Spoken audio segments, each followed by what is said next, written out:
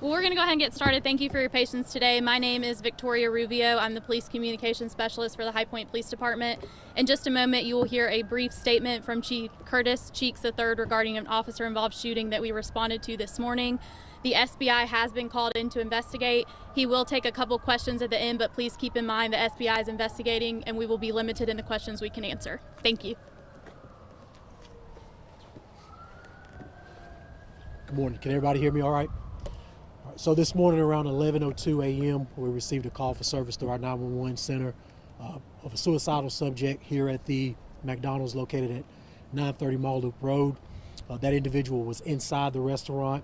Initial call notes indicate that individual was cutting himself with a razor and acting erratic here on the scene. Our officers arrived. Prior to their arrival, we received updated information that subject was now armed with a knife. Our officers arrived and attempted to communicate with the individual and de-escalate. And as a result of the individual's actions, shots were fired. That subject was hit, a 50-year-old black male. Life-saving measures were immediately rendered to him because EMS was already on scene. They actually left the restaurant when the altercation occurred and then were waved back in by our officers. He was transported to Wake Forest Baptist Hospital, or Atrium Hospital in Winston-Salem, where he remains in critical condition. I'll try to take any questions for you right now, but just keep in mind that there's some things I just can't answer at this point because I did request that the SBI come in to investigate, which is standard protocol for any officer-involved shootings, and those two officers will be placed on administrative duty, which is our normal protocol as well. Chief Cheeks, are your officers okay? Physically, both of our officers involved are okay. Obviously, there's the other side of that as well, and we have some protocols in place that we'll check on them on the mental health side as well. Can you say if it's possible, did they both fire a weapon? Did only one? The two officers I'm referencing both discharged their weapons. What time did this occur, and were there people inside the restaurant? 11:02 a.m. and with this being a McDonald's, I'm pretty sure there were patrons inside, and at the very least there was staff inside.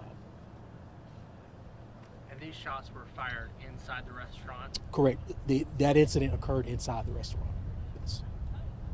Can you say at this point, Chief, how many shots were fired, or is that? No, I cannot. That's something that the SBI will determine and divulge later. Was anybody else injured inside the restaurant with the shots fired? No, the main three parties involved is our subject and our two officers.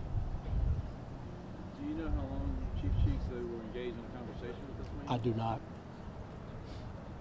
Did this individual try to come at your officers with that knife that he was holding? That's one of those details that, again, I will refrain from commenting on and let the SBI do their part. I'm sure they'll look at body cam, poll video, things like that. All right, let's do two more questions if anyone has them. Chief, with your officers training, do you think that this was the best possible outcome with your officers training, with how this did turn out? So one of the things with the job and responsibility comes with being law enforcement, our actions are reactive. Our officers are trained on de-escalation. They're trained on responding to calls for mental health, and they do so well a great majority of the time. But part of any call for service is the reactionary point based off of what an individual does or chooses to do. This obviously has to be, emotional. This person obviously was distressed or needed some help in this situation. How does that strike you in this particular situation? Well, one of the things that we've been looking at as an agency is an alternative response to mental health calls for service.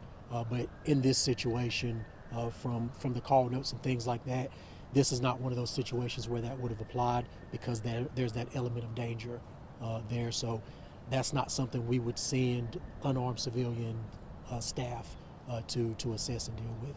So you would still get an armed police response, at least on the initial side. We would expect our folks to make an attempt to de-escalate, which they did in this instance. Again, the unknown is always what reaction you get after that. Thank you, Chief. Thank you all. If you have any more questions, please direct them to me. I will be seeing a news release that just recaps those details he mentioned. Please note that at this time we are not releasing the name of the subject or the officers involved. Thank you.